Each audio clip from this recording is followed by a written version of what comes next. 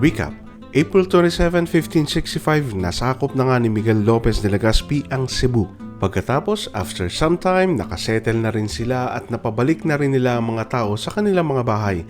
Si Rahatupas na kumorte, sabay nagtago, sumuko na rin noong July 3, 1565 at pumirma ng Treaty of Cebu bilang pagkilala niya sa hari ng Espanya na hari na rin niya.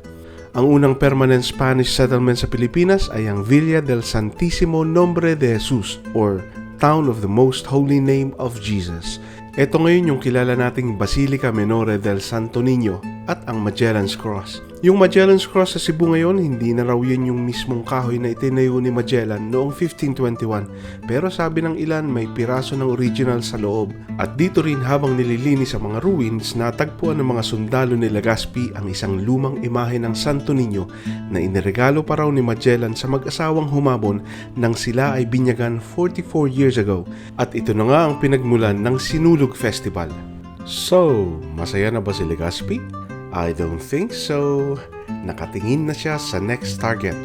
Ang pinakasentro ng kalakalan at ang pinakamakapangyarihang lugar sa Luzon, ang Maynila. Paano kaya yun? Wala pa namang Waze at Google Maps noon.